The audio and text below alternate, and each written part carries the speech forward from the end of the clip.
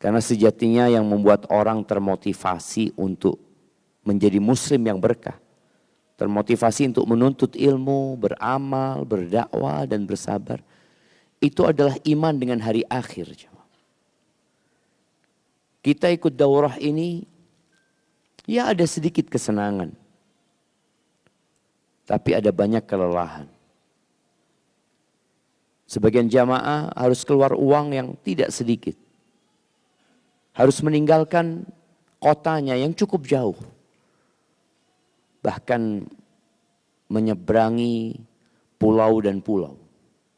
Atau berpindah dari satu pulau ke pulau lainnya sampai bisa hadir di tempat ini. Maka semoga kita bisa menghadirkan selalu bahwa suatu hari kita akan mendapatkan balasan atas apa yang kita kerjakan. Tapi kemarin bicara adab talabul ilm. Memang hari terakhir ini hari yang paling berat, jemaah. Hari yang sebagian orang berpikir, udahlah, hari ini aku pulang ya. Aku mau memanfaatkan waktu untuk bersenang-senang. Tapi ternyata orang di akhir waktu dalam hidupnya sama sekali dia nggak ingin bersenang-senang. Kira-kira bapak-bapak, ibu-ibu, kalau dikatakan besok mati, besok nih hari Senin insya Allah jam 12 mati. Kira-kira apa yang akan dilakukan oleh jamaah? Ibu-ibu apa yang akan dilakukan? Belanja tas. Ini hari terakhir aku belanja. Gak ada. Bapak-bapak. Tinggal berapa hari Ustaz? Tinggal ya 24 jam. Bapak-bapak mau nikah lagi? 24 jam ya Ma. Ada waktu 24 jam dalam kehidupan ini. Apakah berpikir untuk nikah lagi? Gak ada. Karena dia tahu semua bakal ditinggal. Dia akan mempersiapkan diri untuk yang kekal dan abadi. Maka semoga tadi keimanan kepada hari akhir ini terus kita pupuk ya. Sehingga kelelahan kita, capeknya kita akan menjadi satu hal yang ringan. Karena kita berharap sesuatu yang besar. Allahumma salli wa sallim ala abdika wa rasulika Sayyidina wa maulana Muhammadin wa ala alihi wa ashabihi ajma'in. Amma ba'd. Jamaah rahimakumullah. Kita akan melanjutkan bagaimana menjadi muslim yang berkah. Menjadi berkah dengan harta. Kita tahu harta yang kita miliki adalah titipan dari Allah Azza wa Jalla. Dan kita juga merasakan adanya perbedaan di antara manusia dari sisi harta yang dimiliki. Ada yang kaya, ada yang miskin, ada yang menengah. Dan kita bisa melihat orang kaya itu dari mana coba? Coba, siapa yang bisa nyebutin ngelihat orang kaya dari mana? Kasih hadiah. Fadhalu jamaah. Antum tahu sekarang, kita bareng-bareng nih ya di tempat ini ya. Antum tahu orang yang di sebelah antum ini fulus. Dari mana? Itu ada yang angkat tangan.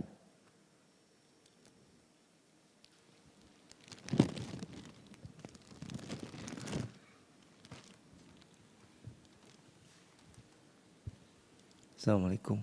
Bismillah. Dari pakaian yang dikenakan, dari keluasan waktu dan dari pakaian, terus dari pakaian, dari keluasan waktu dan keluasan hartanya. Keluasan waktu, iya tahu. Oh keluasan waktu dia bisa hadir di tempat ini gitu ya. Dia bisa kajian di hotel ini gitu ya, daurah gitu. Betul. Itu nanjakan orang kaya. Dan keluasan hartanya juga, artinya dia bisa di hotel ini juga atas. Berarti semuanya kaya nih. Betul. Tapi kan beda-beda kayaknya. Taib, antum dengan yang di kanan antum lebih kaya siapa? Taib, kasih hadiahnya ya. Barakallahu fikum. Kalau emak-emak lewat tasnya, betul. Emak-emak lihat tasnya, kajian, lihat semua depan itu tas taruh. fokus kajian.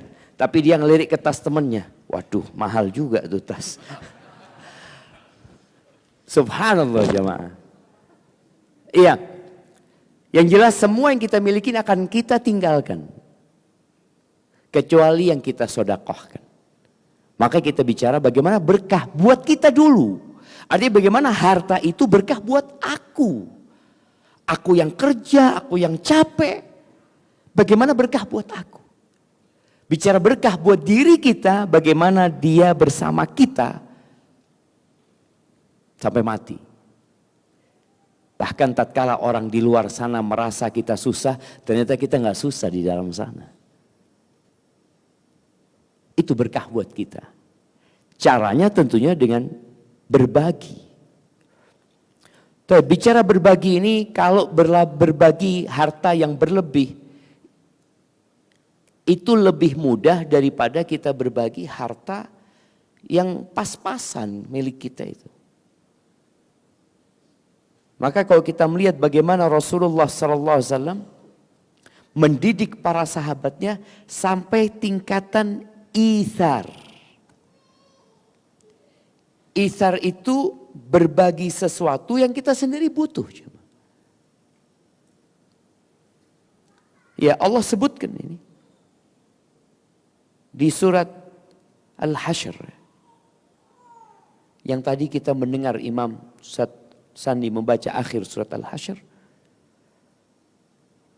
Di ayat 9 Allah menceritakan tentang kondisi penduduk Madinah. Walladzina tabawwa'ud dara wal imana min qablihim. Dan orang-orang Ansar yang telah menempati kota Madinah dan telah beriman sebelum kedatangan orang-orang Muhajirin. Apa kata Allah? Yuhibbun man hajara ilaihim. Ini kemarin kita bicarakan hak cinta. Sebelum bicara berbagi, sebelum bicara menebarkan salam, sebelum berbicara ya menghormati, menolong orang lain, mengantarkan jenazah, menjenguk saudara yang sakit, ternyata ada satu hal yang lebih penting dari semuanya. Jazakallah khair. Barakallahu fikum. Apa? Cinta. Orang kalau sudah cinta semua dikorbankan jemaah. Apa kata seorang pemuda? Gunung kudaki, lautan kuseberangi. Apalagi? Apa jemaah? Apa aja, pokoknya dia akan lakukan segala-galanya demi cinta. Maka cinta itu penting, dan cinta yang pertama yang harus kita hadirkan cinta kepada Allah Azza wa Jalla. Semuanya dari Allah gitu loh, semuanya dari Allah. Gimana kita nggak cinta sama Allah? Allah itu maha indah dan Allah itu maha baik. Dan ini orang yang beriman mencintai saudaranya karena Allah Azza wa Jalla. Yuhibbuna man hajara ilaih. Mereka cinta kepada orang-orang yang hijrah kepada mereka.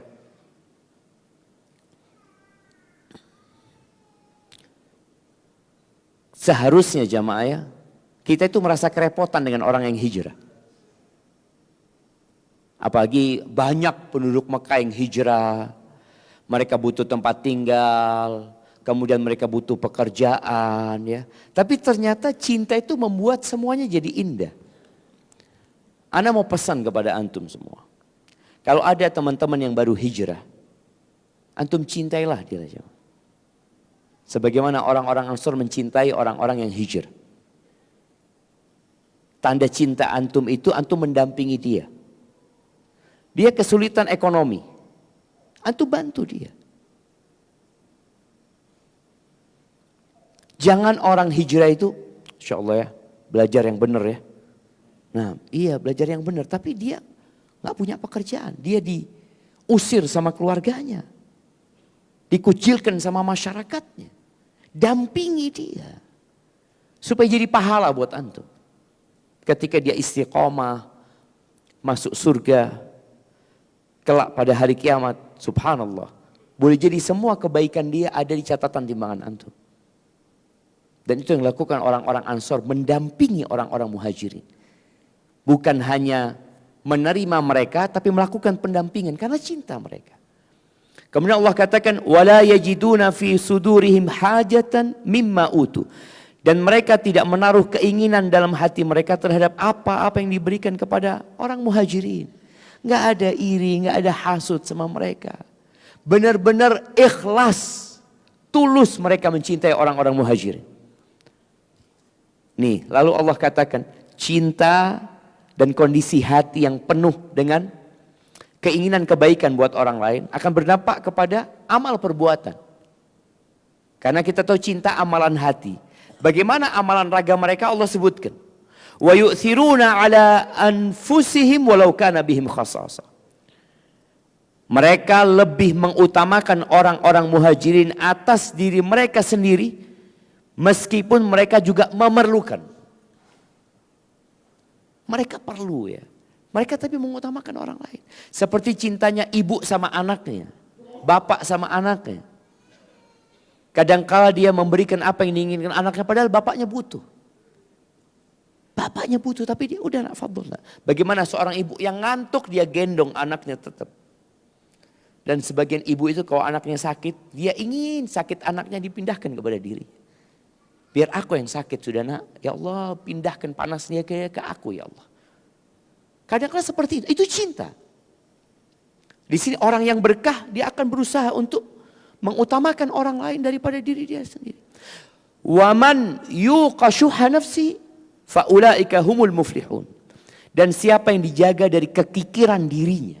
Kita ini diciptakan punya sifat kikir. Cinta harta, na'am.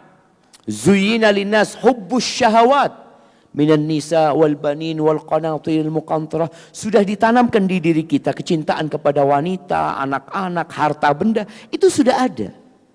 Dan kita nggak ingin orang lain itu menikmatin apa yang kita punyai. Ada sifat bakhil itu ada.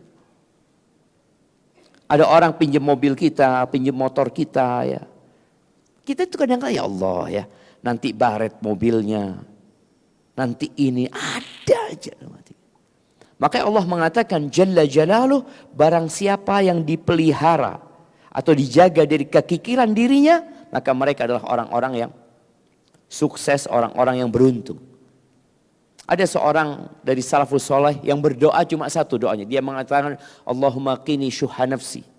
Allahumma qini syuha nafsi. Allahumma qini syuha nafsi. Ya Allah jagalah aku dari kekikiran jiwaku. Ditegur sama temannya, kau dari tadi doanya Allahumma qini syuha nafsi. Nggak ada yang lainnya kata dia. Kata dia, Allah mengatakan waman yuqa syuha nafsihi faulaika humul muflihun. Barang siapa yang dijaga dari kekikiran jiwanya, maka dia orang-orang yang beruntung. Dia tidak akan makan haram, jemaah. Kerjanya dia nggak akan dia melakukan hal-hal yang diharamkan Allah Azza wa Jalla. Karena dia tahu aku bakal dihisap sama Allah. Dan dia nggak jadi orang yang rakus dan tamak. Tapi ada satu hadis yang disukai sama bapak-bapak.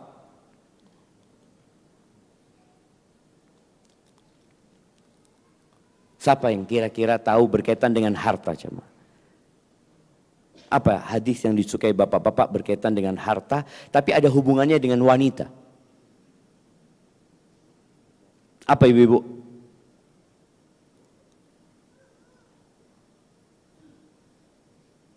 Apa? Menikahi janda. Nah, kan anak ingin jadi berkah buat orang lain Ustaz. Itu banyak janda-janda di kampung anak.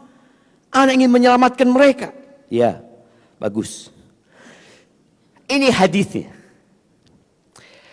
Dalam hadis riwayatkan Imam Bukhari dan Muslim, Nabi SAW mengatakan as-sa'i 'alal armalati wal miskin. Catat nih hadisnya dan hafalkan. Seorang yang berupaya untuk memberikan nafkah kepada armalah, kepada seorang wanita yang tidak punya suami, dan kepada orang miskin, kal mujahid fi sabilillah. Dia seperti seorang mujahid di jalan Allah pahalanya.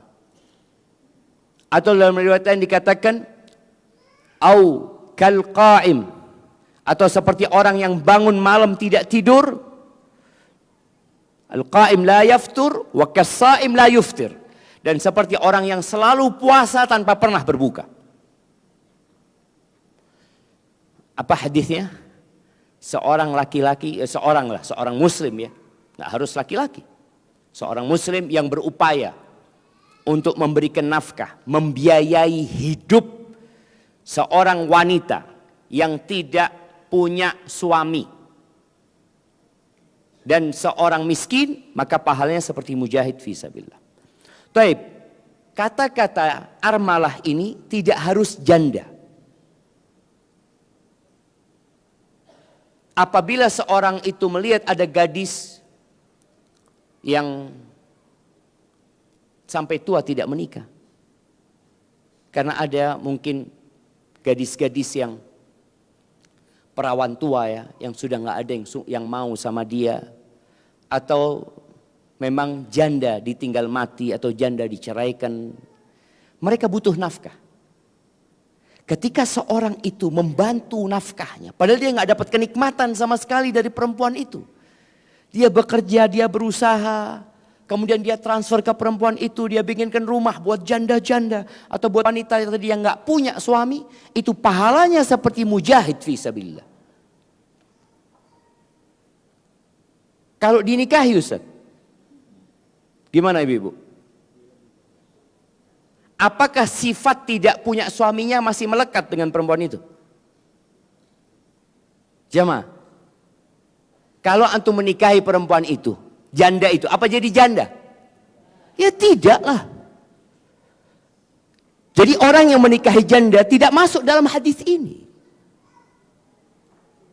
Orang yang menikahi janda, karena armalah ini bukan hanya janda, gadis pun masuk armalah. Jadi ketika antum nikahin dia, hilang sifat janda itu. Dia menjadi istri.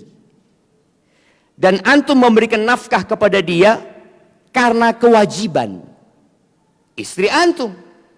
Kalau kemarin bukan, itu janda anak gak ada urusan.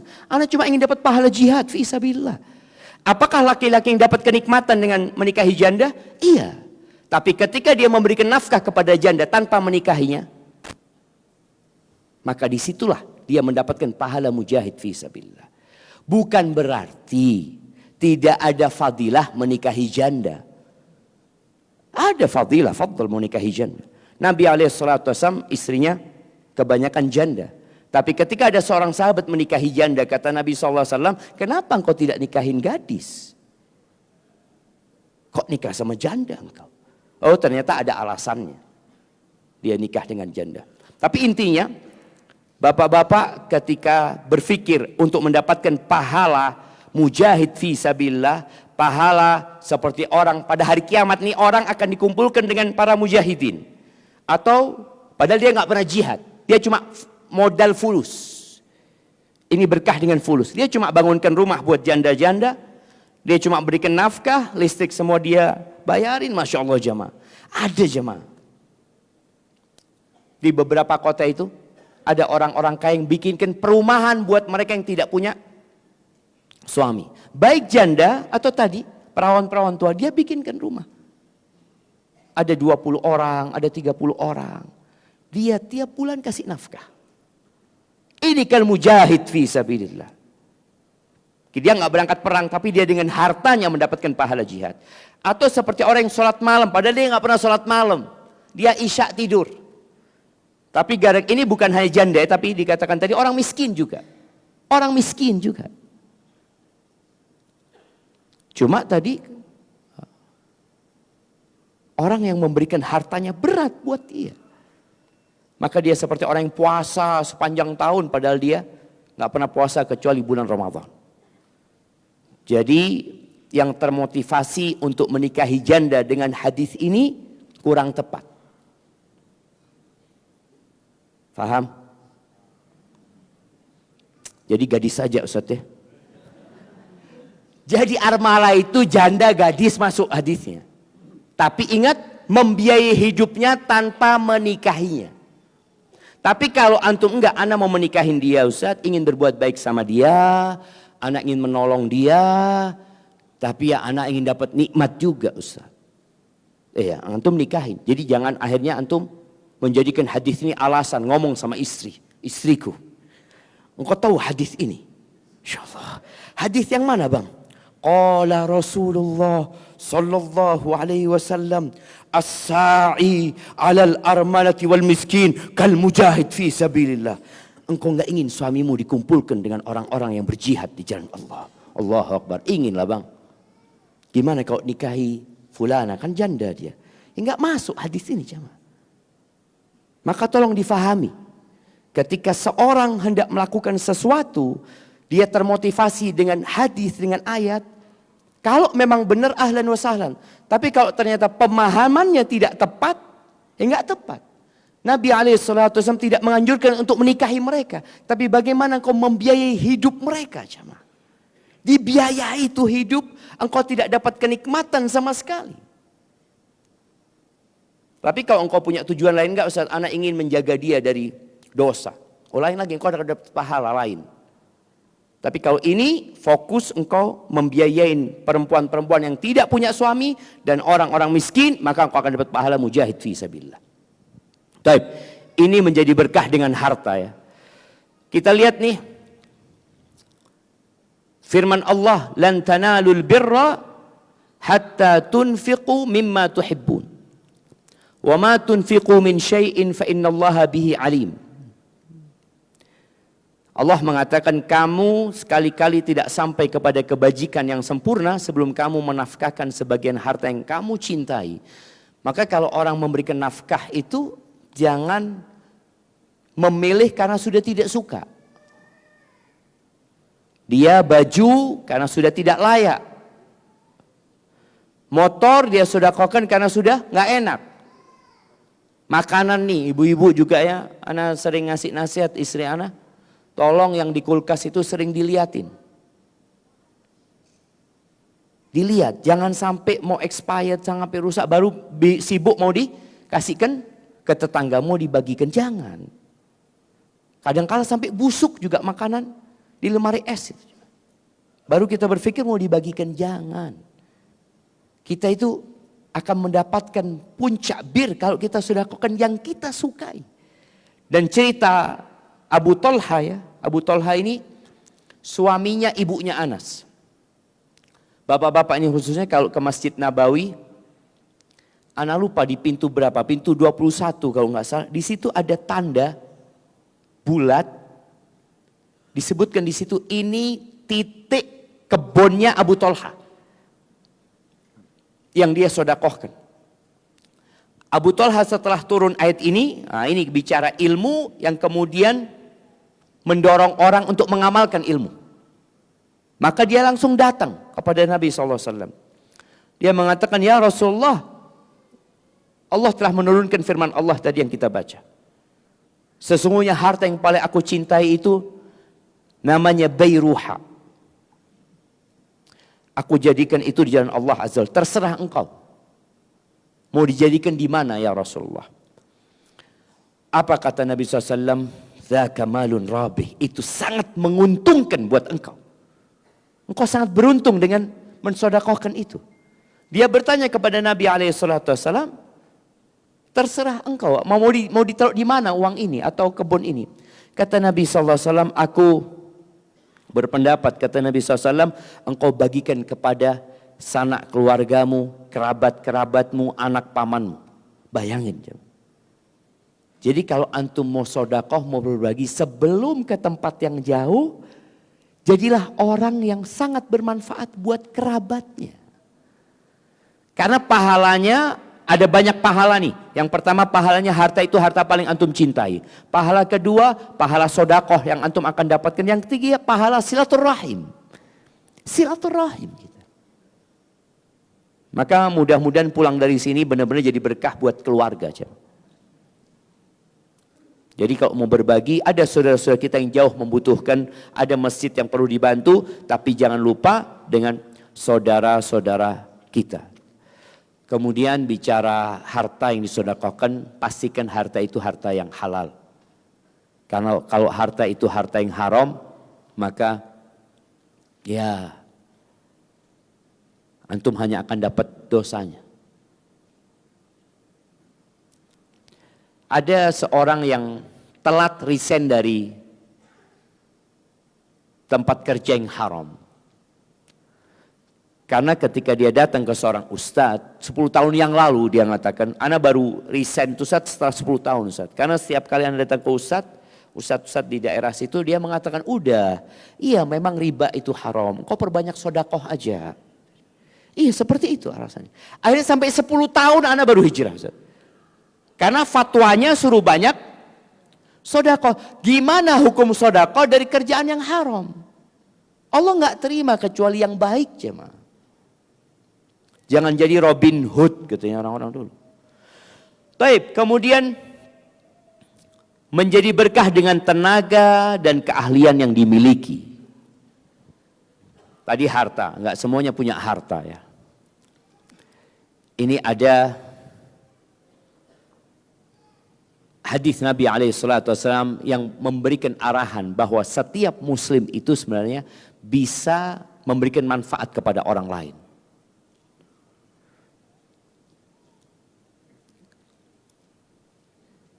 Abu Dzar radhiyallahu anhu pernah bertanya kepada Nabi SAW. Dia mengatakan, ya Rasulullah, ayyul a'mali afdal. Ini ada tulisannya salah ya. Afdal, itu alifnya dibuang. Amalan apakah yang paling afdal, yang paling utama? Maka kata Nabi SAW, al-imanu billah wal jihad fi sabilillah. Subhanallah. Iman kepada Allah dan jihad di jalan Allah. Iman itu syarat untuk semua amalan. Dan jihad ini puncak dari amalan Islam jamaah. Artinya orang ketika berjihad dia mengorbankan apa? Waktu jelas. Harta iya. Nyawa. Dia akan pulang mungkin selamat tapi cacat seumur hidup. Kalau enggak dia mungkin mati. Anak-anaknya jadi yatim, istrinya jadi janda dan dinikahin sama orang. Jadi jihad ini amalan yang berat sekali jemaah. Kalau tadi cuma harta yang kita berikan kepada wanita-wanita, kepada orang-orang miskin yang tidak mampu, kita sudah dapat pahala mujahid fi sabilillah. Jihad sendiri amalan yang sangat agung. Maka Nabi menyebutkan iman dan jihad di jalan Allah Azza wa Jalla. Qultu ayyur riqabi afdal. Ini juga ada yang salah. Aku juga bertanya kepada Nabi SAW. Ayyur riqab. Ini terjemahannya kurang tepat jemaah. Tanggung jawab apa yang paling utama? Bukan. Padahal anak sudah perbaiki. Panitia siap, lagi, panitia lagi Nah, salah. Siap. Iya. Ayyur riqab afdal artinya budak mana yang paling utama untuk dibebaskan. Budak mana atau budak seperti apa yang paling utama untuk dibebaskan. Nah, di sini maka jawaban Nabi SAW. Anfasuha inda ahliha. Inda ahliha. Berbuat yang terbaik untuk keluarganya, ya Allah. Terjemahannya salah lagi jemaah. Iya, yang paling berharga. Iya, yang paling berharga atau yang paling spesial di pemiliknya wa aktsaruha samanan dan paling banyak harganya, paling tinggi harganya. Jadi budak itu dulu keahliannya berbeda-beda. Harganya juga macam-macam. Jadi ada budak, umpamanya budak dari Habasyah. Seperti Bilal bin Rabah. Itu budak dari Habasyah. Ada budak yang dari Arab. Ada budak yang dari Persia. Ada budak yang dari Romawi. Selain dari sisi fisik yang menjadikan mereka bernilai itu keahliannya. Ada budak yang pandai bekerja, bisa menghasilkan uang. Maka itu lebih mahal lagi harganya. Maka ketika Abu Dzar tanya, Mana budak yang paling afdol untuk dibebaskan? Ini menunjukkan perbedaan berkah dalam harta tadi jemaah. Maka Nabi SAW mengatakan yang paling mahal, yang paling berharga, yang paling pintar mungkin menghasilkan duit, itu yang paling bagus. Qultu fa in lam af'al. Ini juga salah, ada alif lamnya. Ini kayaknya karena perubahan font. Boleh jadi itu yang menyebabkan, karena salah semua. Kalau aku nggak bisa berbuat itu, artinya nggak bisa jihad, nggak bisa membebaskan budak yang mahal. Kata Nabi SAW, tu'inu sani'an. Ya, engkau membantu orang yang membuat sesuatu. Autasna li akhrak. Atau kamu membuat, ini terjemahannya juga, kamu bantu orang yang membuat sesuatu, atau kamu sendiri membuatnya untuk dimasak. Allahu Akbar. Untuk dimasak. Untuk orang yang nggak bisa berbuat apa-apa. Kita nolongin orang, kita ngasih pekerjaan sama orang ya. Ya udah, engkau berusaha untuk membuatkan ini orang nggak mampu berbuat ya. Engkau bantu dia. Ini pahala yang besar di sisi Allah Azza wa Jalla. Terus, kalau nggak bisa bantu orang lain, nggak bisa bantu orang lain, nggak bisa ngasih pekerjaan orang lain, nggak bisa nolong orang lain, sudah. Ini tingkatan orang yang paling rendah berkahnya sudah. Qultu ya Rasulullah in ara'aita in dha'uftu an ba'dil amal. Wahai Rasulullah, bagaimana jika aku tidak, sebagian itu aku tidak bisa melakukannya. Kata Nabi SAW, takuffu syarraka anin nas. Engkau mencegah orang lain dan perbuatan burukmu. Artinya jangan mengganggu orang lain. Fa innaha sadaqah minka ala nafsik. Itu sedekah buatmu atau dari dirimu untuk dirimu sendiri. Udah cukup. Jadi orang itu bisa berkah dengan keahlian dia, dengan kemampuan dia. Dia membuatkan sesuatu buat orang lain. Dia ngajarin orang lain bekerja. Memberikan peluang kerja untuk orang lain. Dan di dalam hadis Nabi SAW mengatakan, man istata'a yanfa'a akhahu falyaf'al. Barang siapa yang bisa memberikan manfaat buat saudaranya, hendaklah dia melakukan hal itu. Di antaranya meruqyah saudaranya. Dia ngelihat saudaranya sakit, langsung dia pegang. Dia bacain Al-Fatihah. Itu juga memberikan manfaat jamaah. Jadi berkah antum buat orang lain. Baik, kalau bicara siapakah yang paling berkah, maka di hadis selanjutnya ini Nabi SAW mengatakan ahabun nas ilallah anfa'uhum linnas. Manusia yang paling dicintai Allah adalah orang yang paling memberikan manfaat bagi orang lain. Maka jamaah antum di sini semua, kalau tadi udah ditanya adalah orang-orang yang punya duit, punya kelebihan harta, maka berikan manfaat kepada orang lain dengan apa yang antum miliki. Semakin banyak manfaatnya, semakin dekat kecintaan Allah kepada kita. Wa ahabbul a'mal ilallah. Dan amal yang paling dicintai Allah, sururun tudkhiluhu ila muslim. Kegembiraan, atau di sini terjemahannya membuat muslim yang lain bahagia. Kegembiraan yang kau transfer kepada seorang muslim. Di antara contoh jemaah, sebagian kita itu menebarkan kesedihan buat saudaranya tapi dia nggak sadar. Ana sendiri mungkin pernah melakukan itu. Umpamanya, ada teman beli motor. Dia beli motor, dia datang ke rumah Ana. Dia ngomong, "Mas, Ana baru beli motor mas," kata dia. "Mana ini? Berapa harganya?" Kata dia, 12 juta. 12 juta?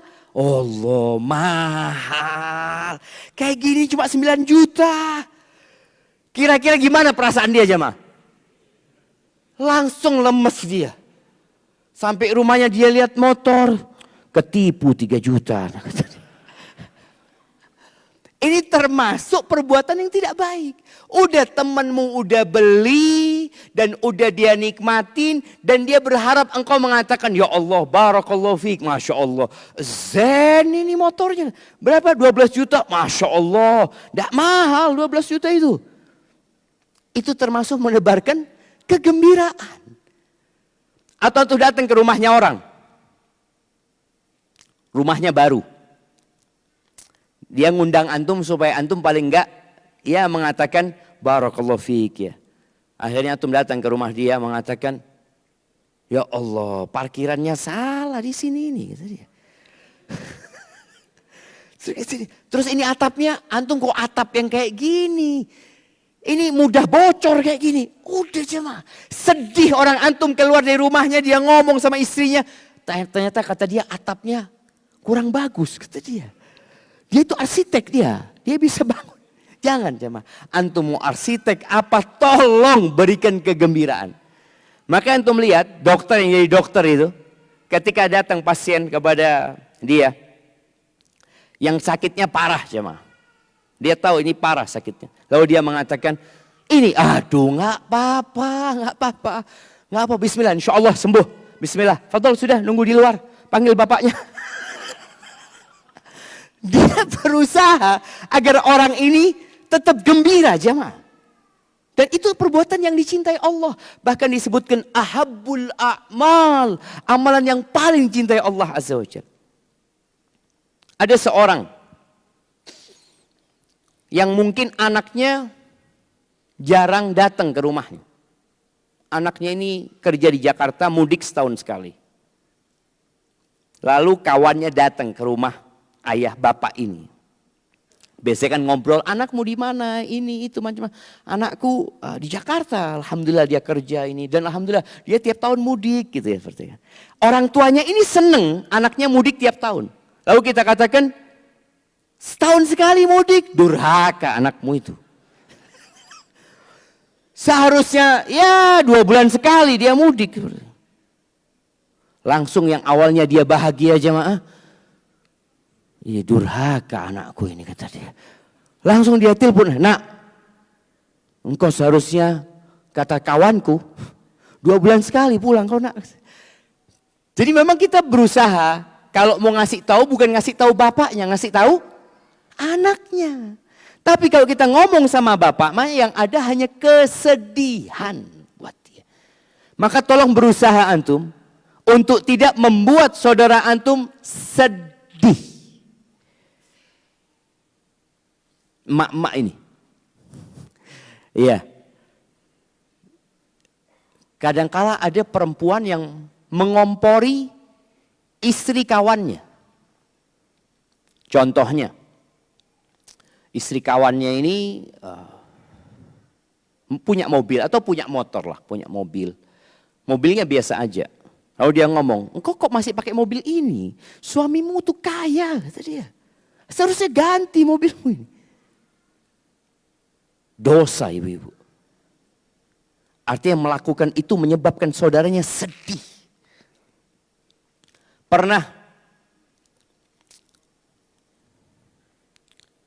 Abu Ayyub Al-Khawlani rahimahullahu ta'ala, atau Abu Muslim ya, Abu Muslim Al-Khawlani, anda lupa antara dua orang ini. Dia datang ke rumahnya, istrinya ini nerima dengan kondisi suaminya jemaah. Nerima. Tahu-tahu hari itu istrinya ngomong. Jadi sebelum Abu Muslim, Abu Ayyub Al-Khawlani ini datang ke rumahnya, ternyata ada tetangga yang datang ke rumah istrinya ini. Tetangganya ini ngomong sama istrinya Abu Ayyub Al-Khawlani atau Abu Muslim tadi. Cerita, engkau itu kok rumahmu kayak gini, biasa-biasa aja. Padahal suamimu itu dekat loh sama khalifah. Kenapa dia yang ngomong sama khalifah supaya rumahmu direnovasi atau ya apalah minta sama khalifah. Suamimu dekat sama khalifah, kata dia. Pulanglah sang suami ini. Pulang sampai rumah, istrinya ngomong, bang, engkau kan dekat sama khalifah bang, kata dia. Kenapa engkau nggak minta supaya rumah kita direnovasi atau minta apalah bang? Gitu. Apa kata suaminya? Dia langsung angkat tangan berdoa. Ya Allah, bikin buta ya Allah orang yang merusak istriku ya Allah. Itu perempuan di rumahnya langsung nggak bisa ngelihat dia. Dia langsung mengatakan asobatni da'watu fulan, aku kena doanya fulan ini katanya. Betul. Akhirnya dia minta maaf. Karena ada perempuan-perempuan yang merusak orang lain. Orang itu nerima, nggak ada masalah. Maka orang yang membuat seorang istri benci sama suaminya, ya, itu dosa besar. Masuk takhbib, ya.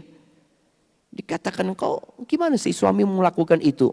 Contoh nih, contoh ada kawannya yang dipoligami.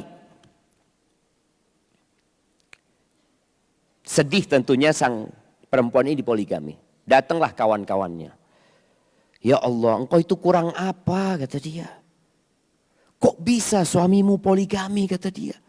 Zolim dia, engkau cantik, engkau masih muda, terus dikompori sampai minta cerai. Istrinya. Dan itu terjadi di masyarakat. Maka hendaklah menjadi orang yang paling dicintai Allah. Menjadi orang yang paling bermanfaat buat orang lain. Ketika ada seorang perempuan mau gugat cerai, gimana dia bisa? Jangan sampai kau cerai. Jangan sampai. Begitu pula para laki-laki, kalau ada seorang kawannya laki-laki yang hendak menceraikan istrinya dengan sebab-sebab yang sebenarnya masih bisa toleransi, tahan. Jangan kemudian kau mengatakan, bismillah lah banyak perempuan. Akhirnya dia langsung, iya betul ya, sudah aku ceraikan hari ini. Padahal dia masih bimbang sebenarnya. Tapi kemudian kita komporin dia. Ingat di antara amalan yang menjadikan muslim jadi berkah itu adalah tadi kegembiraan yang kau transfer kepada diri seorang muslim. Au takshif anhu kurbah, atau engkau mengangkat, menyingkap kesusahan orang lain. Au taqdi anhu dainan, kau melunasi utangnya. Au tatrud anhu ju'an, menghilangkan rasa laparnya. Ngelihat orang-orang di pinggir jalan ya. Mungkin lihat tukang-tukang becak yang sedang nunggu pelanggan, antum ajak makan ke rumah antum, yuk ke rumah semua. Atau ajak ke warung, bismillah. Yuk, anak traktir. Ini termasuk amalan dicintai Allah Azza wa Jal.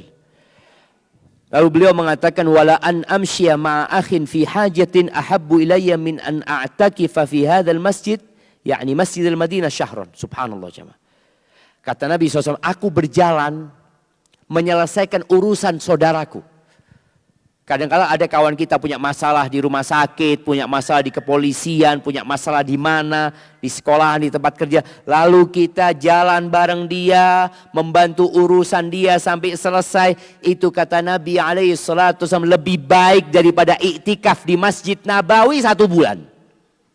Bayangin, iktikaf di Masjid Nabawi. Kenapa iktikaf di Masjid Nabawi 1 bulan itu jauh lebih baik, atau Nabi lebih menginginkan membantu orang lain? Karena iktikaf itu pahalanya buat diri sendiri. Manfaatnya buat diri sendiri iktikaf itu.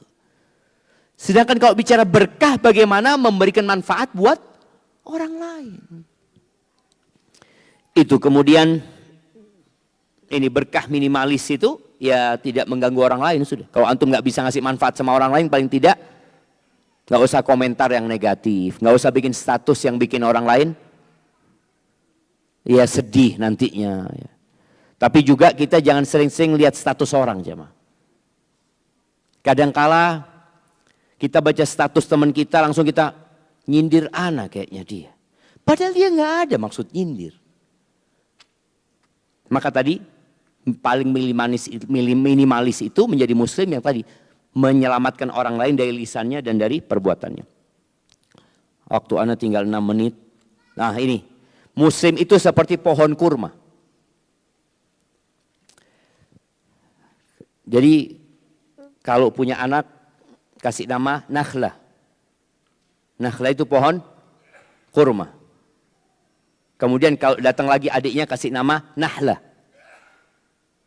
Yang satu pakai kha, yang satu pakai ha. Dan subhanallah Nabi SAW menyebutkan orang mukmin itu seperti nakhlah, pohon kurma. Dan orang mukmin itu seperti nahlah, lebah.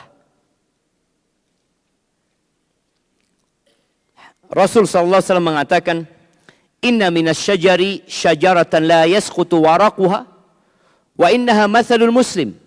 Fahaddithuni ma hiya." Sesungguhnya ada di antara pepohonan satu pohon yang tidak gugur daunnya.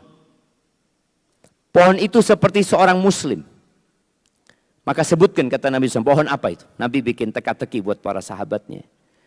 Fawaqa'a ma hiya fawaqa'an nas fi syajaril bawadi. Qala Abdullah wa waqa'a fi nafsi annaha an-nakhlah. Orang-orang pada kepikiran dengan pepohonan yang ada di lembah-lembah ya. Ini bukan bawadi atau wadi sebenarnya jamaah. Orang-orang pada kepikiran dengan pohon-pohon yang ada di lembah-lembah sana. Karena di Arab itu nggak banyak pohon di padang pasir. Jadi banyaknya pohon itu di lembah, tempat jalannya air ya. Baru ada pohon-pohon gitu. Mereka memikirkan pohon-pohon yang di sana. Sedangkan Abdullah bin Umar bin Khattab dalam hatinya berpikir itu adalah pohon kurma. Aku malu untuk ngomong itu. Lalu Nabi SAW diminta oleh para sahabat untuk menyebutkan pohon apa itu. Pohon itu adalah pohon kurma. Pohon kurma itu ya akar dan batangnya yang kuat ya. Kemudian manfaat dari pohon kurma itu dari semuanya. Kalau dari batangnya, tiang-tiang Masjid Nabawi itu dari batang pohon kurma. Kalau bicara atapnya, dari pelepah kurma yang disusun jemaah. Dari daun dan pelepah kurma yang disusun untuk menjadi atap. Kalau bicara buahnya, subhanallah. Kurma itu adalah buah yang awet jamaah. Yang tanpa perlu proses untuk pengawetannya. Kita tahu ada banyak buah yang bisa diawetkan tapi melalui proses. Ada yang dimaniskan, ada yang diasinkan ya. Yang jadi asinan, yang jadi manisan. Kalau kurma ini udah dibiarkan nanti dia akan awet. Dan ternyata manfaat dari kurma untuk tubuh manusia itu ya jangan ditanya. Ana dengar seorang dokter menyampaikan, Ustaz, makan kurma itu beda dengan minum teh manis, Ustaz. Sama-sama manis. Tapi makan kurma itu ternyata kurma itu melepaskan glukosanya itu pelan-pelan, Ustaz. Sehingga orang itu bisa jadi sampai sore nggak lapar, Ustaz. Itu bicara kurma. Maka jadilah seperti pohon kurma. Tapi mukmin itu seperti lebah. Seperti apa seperti lebah itu? Ya kita itu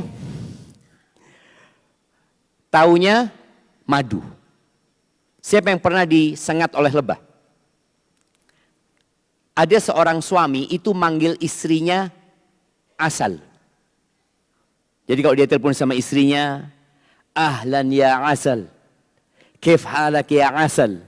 Artinya, ya kalau bahasa Indonesia madu ya. Bahasa Inggrisnya apa madu? Hani. Ahlan hani, kif halak. Ini di rumah ibunya. Tahu-tahu istrinya telepon di rumahnya, sang suami lagi di rumah orang tua suami.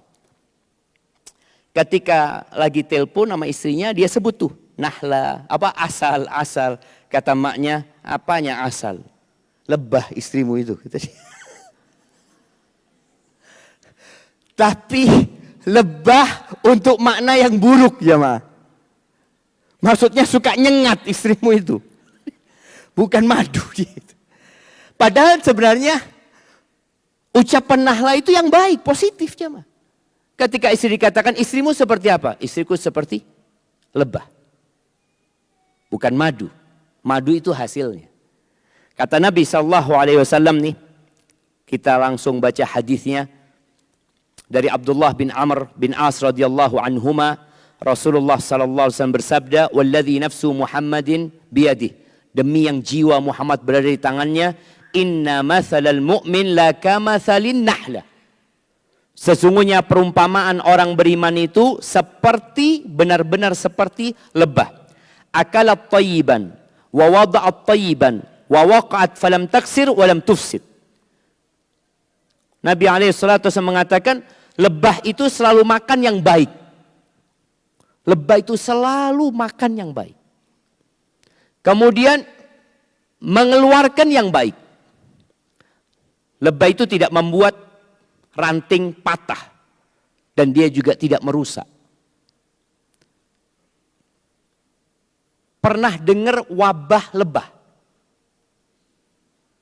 Lagi banyak lebah sekarang. Enggak. Semakin banyak lebah, semakin manfaat buat orang-orang. Petani mengambil manfaat dari lebah. Kemudian dia ketika datang ke bunga-bunga itu, enggak ada bunga yang dirusak sama lebah. Maka begitulah seorang mukmin, jangan pernah menyakiti yang lainnya. Dan lebah itu enggak pernah menyakiti kecuali dia disakiti. Artinya dia walaupun kecil, dia tetap punya harga diri.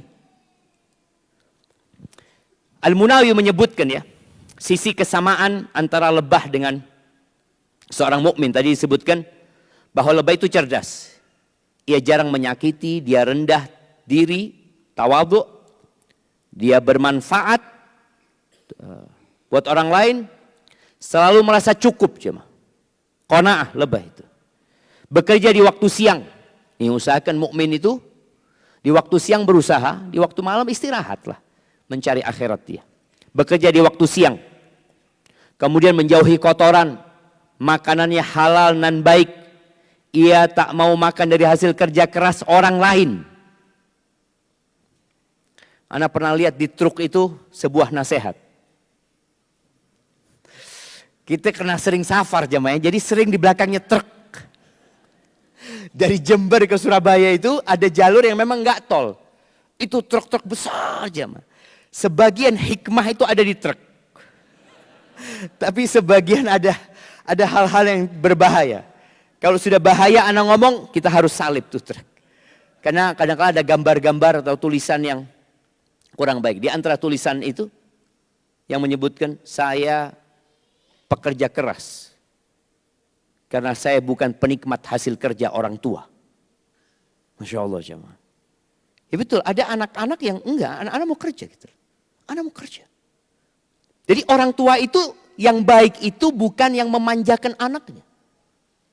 Tapi yang berusaha menjadikan anaknya melewatin jalan-jalan kesusahan untuk meraih kesuksesan nantinya.